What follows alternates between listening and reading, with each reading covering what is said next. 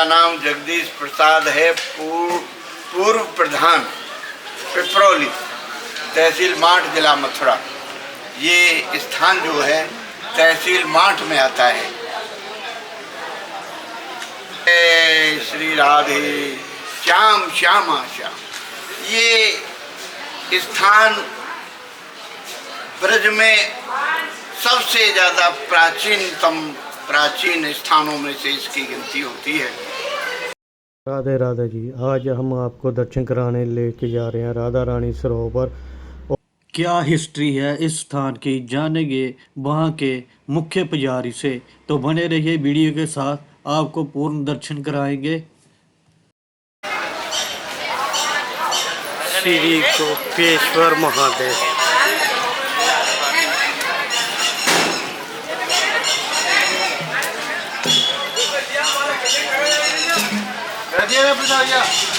ये भगवान शिव जी यहाँ पे गोपी रूप में विराजमान है। ये गोपेश्वर महादेव मंदिर है। तो ये अभी आप दर्शन कर रहे हो।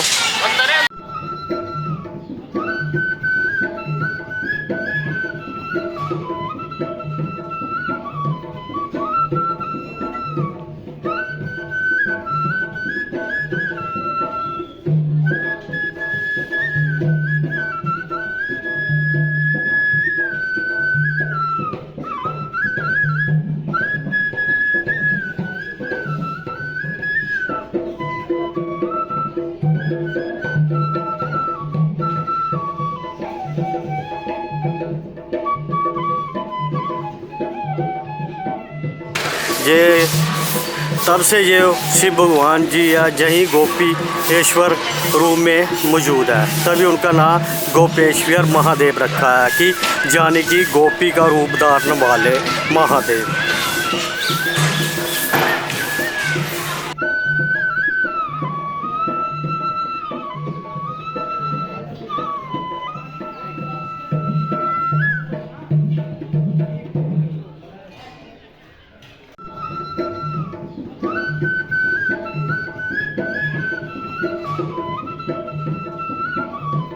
मेरा नाम जगदीश प्रसाद है, पूर्व प्रधान पिपरौली, तहसील माठ, जिला मथुरा।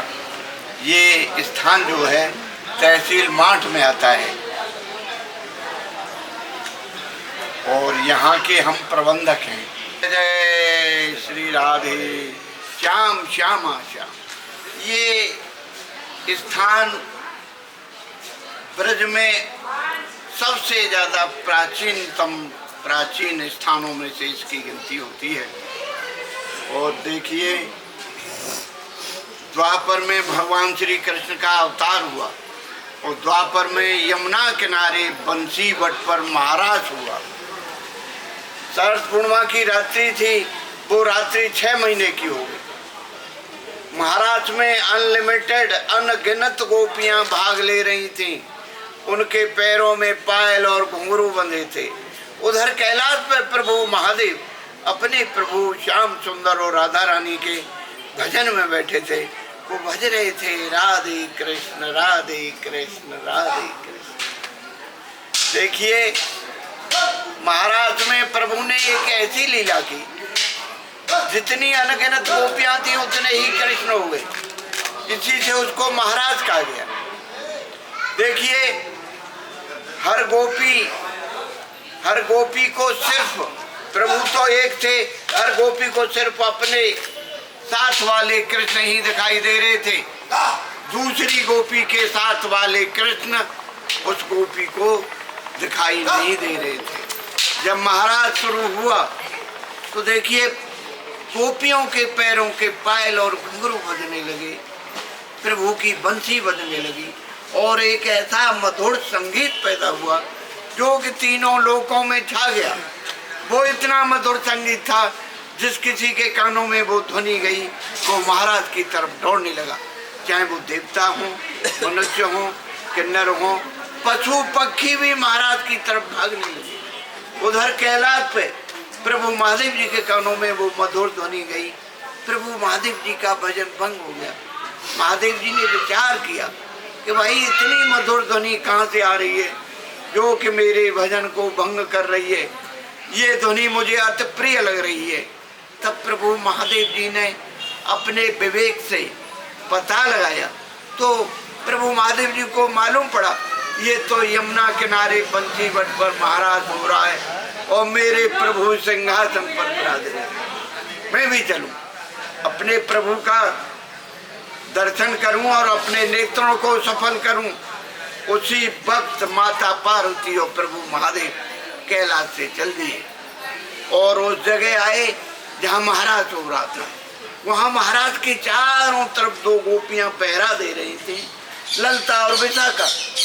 माता पार्वती उस महाराज में प्रवेश हो गई और प्रभु महादेव जैसे ही प्रवेश हो रहे थे तो जो पहरा दे रही थी गोपियां, उन्होंने प्रभु महादेव को महाराज में जाने से रोक दिया और गोपियों ने कहा, देखो प्रभु, आप तो पुरुष हैं, आप इस महाराज में कैसे जा सकते हो? इस महाराज में प्रभु सभी गोपियां जनानी हैं, लेडीज हैं, पुरुष अकेले प्रभु श्याम सुंदर हैं। दूसरा पुरुष इस महाराज में प्रवेश नहीं कर सकता।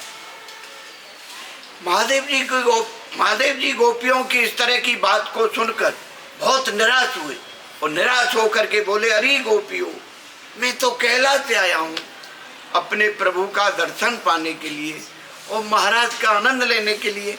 आप लोग मुझे कोई उपाय बताइए जिससे मैं भी प्रभु का दर्शन कर सकूं और महाराज का आनंद ले सकूं। गोपियां बोली, देखो प्रभु, पास में यमुना जी बह रही हैं,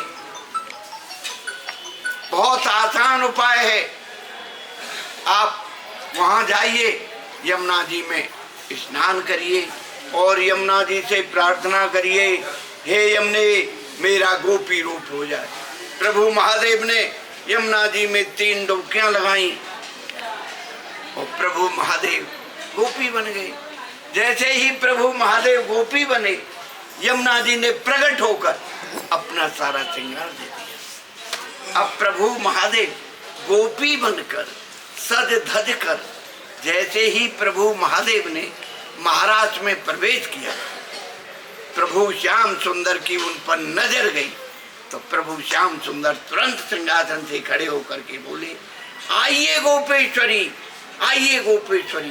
बड़े आदर और सम्मान के साथ गोपी बने हुए महादेव जी को प्रभु श्याम सुंदर ने अपने बराबर सिंहासन पर बिठा लिया। ध्यान दीजिए आप लोग सब, उसी समय से महादेव जी को गोपेश्वर महादेव के नाम से पुकारा जाता है। लेकिन इस बात से हमारी राधा रानी, हमारी किशोरी जी रूठ गई और रूठ कर गोपियों से बोली, अरे गोपियों, देखो आज हमारे प्रभु ने क्या नई लीला की है। आज एक नई, अनजान न जाने कहां से एक नई गोपी चली आई है, काली कलूटी। उसको प्रभु ने अपने बराबर सिंहासन पर बिठा लिया है, जहां हम बैठते थे वहां बिठा लिया और उससे कहा है गोपेश्वरी। प्रभु ने हम सब गोपियों की ईश्वर बना दिया उसको, हमसे तो प्रभु ने कभी गोपेश्वरी नहीं कहा।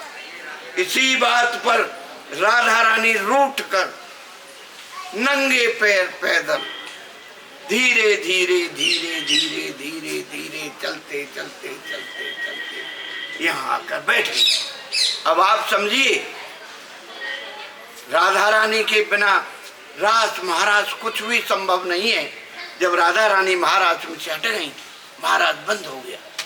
प्रभु श्याम सुंदर ने देखा, अरे यहाँ तो महाराज भी बंद हो गया, यहाँ तो हमारी राधा रानी भी नहीं है।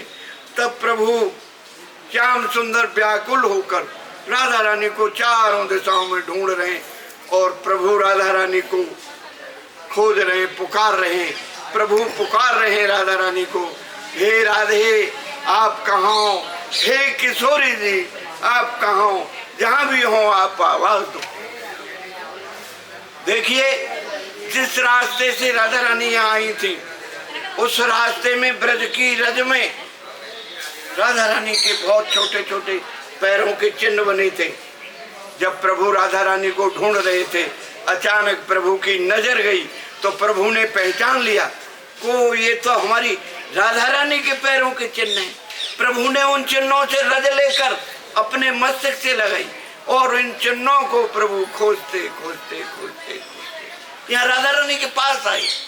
यहाँ आकर प्रभु ने राधा रानी को खूब मनाया, खूब मनाया, खूब मनाया।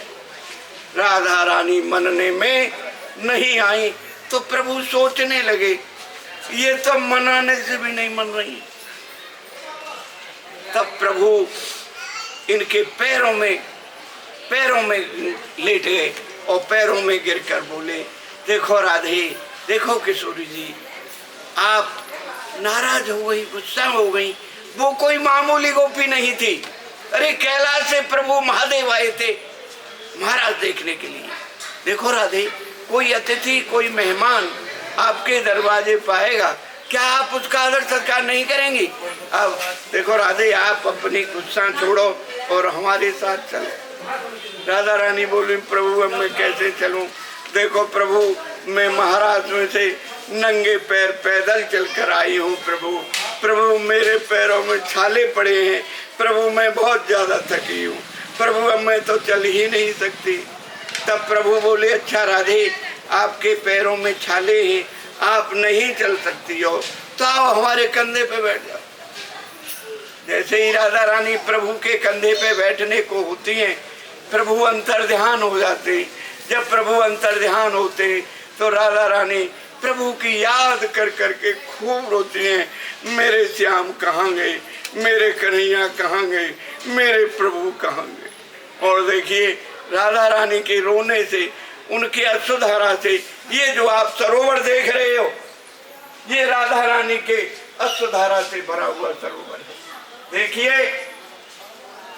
यह राधा रानी ने मान किया।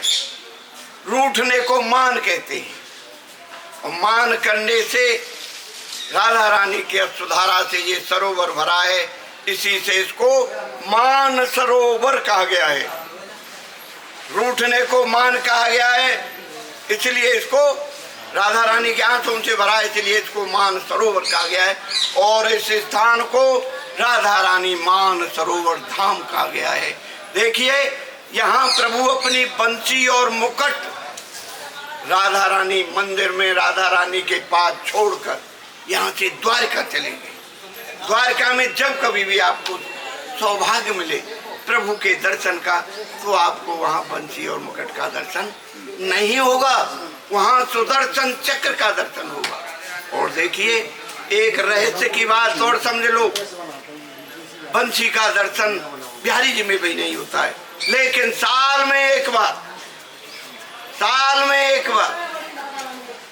बिहारी जी बंसी धारण करते हैं। शरद पूर्णिमा की रात्रि को, रात्रि के 12 बजे बिहारी जी में भी आरती होती है। यहाँ राधा रानी की आरती मान सरोवर में होती है। वही सेवा बिहारी जी में होती है, वही सेवा यहाँ राधा रानी में होती है। लेकिन बंसी का दर्शन, इस बंसी का दर्शन यहाँ राधा रानी में नहीं होता है, बांके बिहारी में होता है। सिर्फ एक बार शरद पूर्णिमा की रात्रि के 12 बजे। और देखिए ये बड़ी पवित्र भूमि है, तपस्या की भूमि है, प्रेम की भूमि है, भक्ति की भूमि है। जब कभी भी आपको यहाँ आने का सौभाग्य मिले आप लोगों को, तो देखिए इस सरोवर में स्नान न करो तो 5 छींटे अपने ऊपर जरूर डालिए। ऐसी गलती मत करिए, आचमन करिए, अपने नेत्रों से जल लगाइए।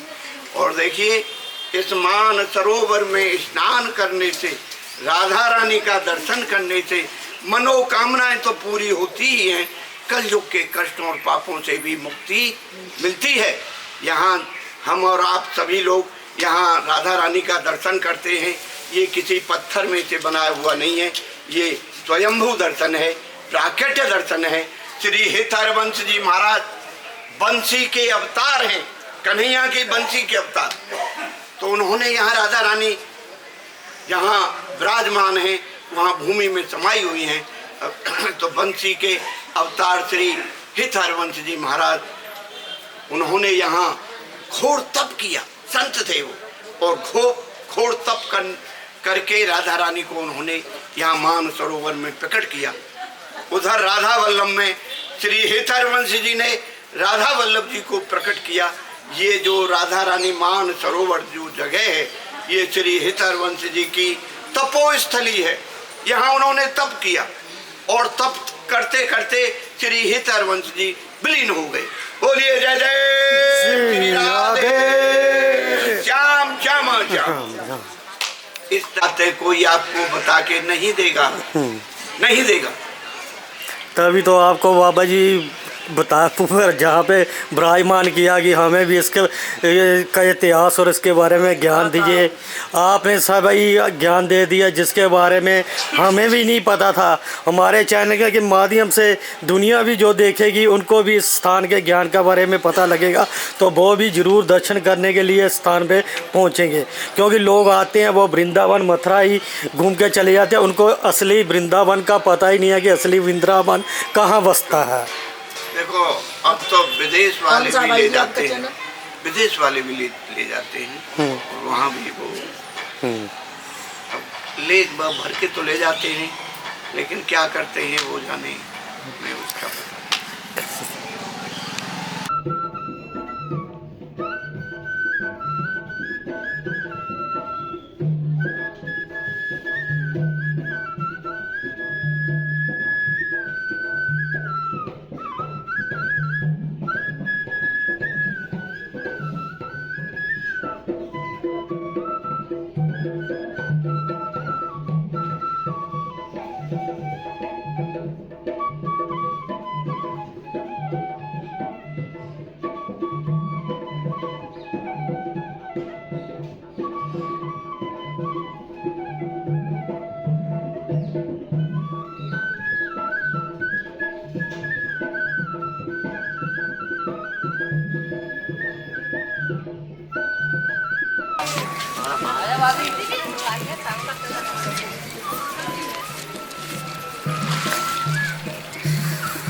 हाँ भी दर्शन कर रहे हो राधा सरोवर से।